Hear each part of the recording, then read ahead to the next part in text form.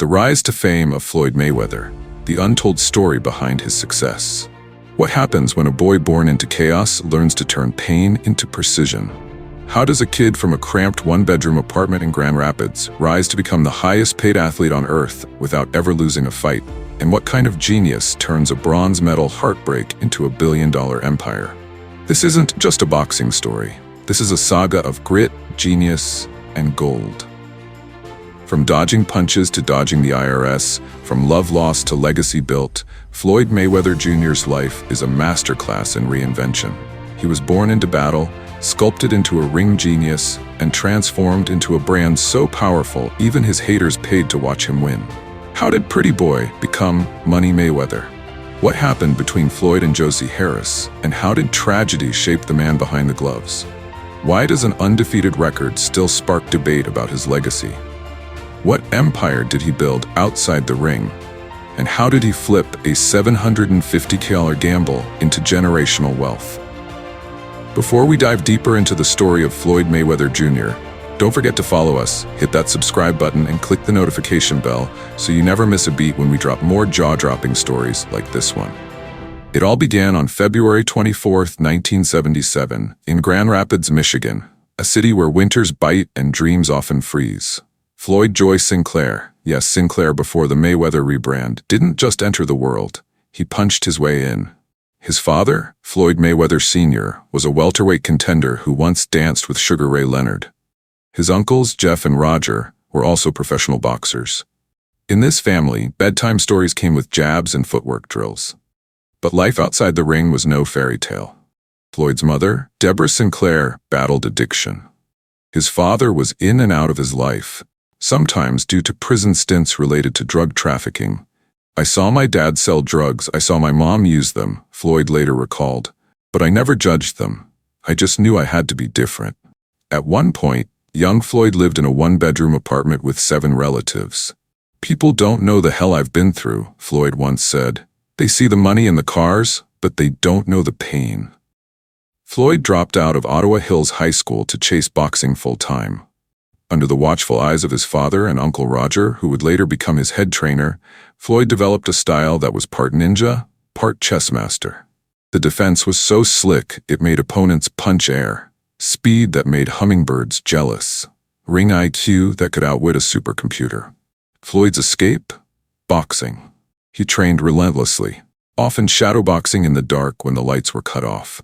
His amateur career was a masterclass in discipline and talent.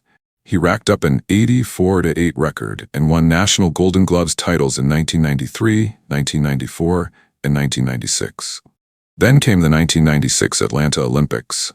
Floyd fought his way to the semifinals, only to lose a controversial decision to Bulgaria's Serafim Todorov. The crowd booed. Even the referee looked confused. Floyd walked away with a bronze medal and a chip on his shoulder the size of Michigan. "They stole that from me," he said, "but I'll make them remember my name." Turning pro in 1996, Floyd earned the nickname Pretty Boy because, despite the punches, his face stayed flawless. By 1998, he snatched his first world title, the WBC super featherweight belt, by dismantling Genaro Hernandez. From there, it was a meteoric rise through 5 weight classes. He collected 15 world titles like they were Pokemon cards. Gotta catch 'em all, right? But Floyd wasn't just a fighter. He was a showman, a promoter, a walking, talking, diamond-encrusted brand. Floyd rebranded himself as Money Mayweather, and boy, did he live up to the name. He flaunted his wealth with the subtlety of a marching band in a monastery. Private jets, Bugattis, duffel bags of cash. His Instagram looked like a billionaire's fever dream. "I'm not just a fighter," he said. "I'm a businessman. I'm a brand." And in 2007, he made a move that proved it. Floyd bought himself out of his contract with Top Rank Promotions for $750,000. Risky? Absolutely. But it was the best investment since sliced bread. He founded Mayweather Promotions, took control of his fights, and more importantly, his pay-per-view revenue. In 2015, Floyd faced Manny Pacquiao in what was hyped as the fight of the century. It generated over $600 million. Floyd's cut? A cool $250 million. Then came the 2017 spectacle against UFC's Conor McGregor. It was part boxing match, part Vegas magic show. Floyd called it easy work and walked away with another $275 million. But even Floyd couldn't duck the taxman. In 2017, it was revealed he owed the IRS $22.2 million in back taxes from 2015. The twist? He asked them to wait until after the McGregor fight to pay up. "Let me get this money first," he reportedly said. And he did. The IRS got their slice and Floyd kept the rest. Because even when he's cornered, Floyd finds a way to bob, weave, and cash out. Floyd Mayweather's personal life? Imagine a 12-round slugfest with no referee and emotional punches flying from every direction. Among the many women linked to him, Josie Harris stood out, not just for her beauty, but for the stormy saga they shared. Josie met Floyd in the mid-1990s, and their relationship spanned 15 years. Together, they had 3 children, Coron, Zion, and Jira. But behind the glitz and Instagram-worthy moments was a darker reality. Josie later revealed, "I was a battered woman," describing years of alleged abuse. In 2010, the tension exploded. Floyd was arrested for domestic battery after allegedly attacking Josie in front of their children. The charges were serious. He was accused of pulling her hair, punching her, and threatening her life.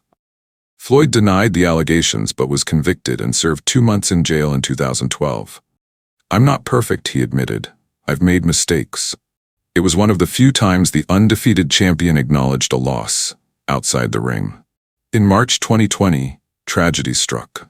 Josie Harris was found unresponsive in her car outside her home in Valencia, California. She was just 40 years old. The cause of death was later ruled accidental due to a drug overdose. Floyd, usually the embodiment of swagger, posted a heartfelt tribute on Instagram. "My angel."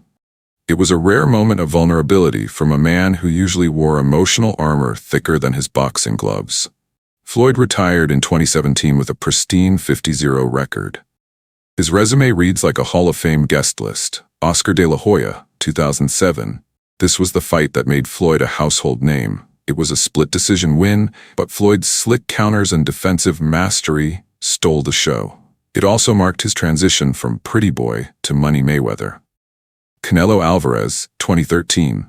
At just 23, Canelo was the rising star. Floyd schooled him in a masterclass of movement and precision. "I took him to boxing university," Floyd quipped afterward. Shane Mosley, 2010. Mosley landed a thunderous right hand in round 2, one of the few times Floyd looked vulnerable. But Floyd recovered, adjusted, and dominated the rest of the fight. "You gotta bring more than one punch," he said with a grin.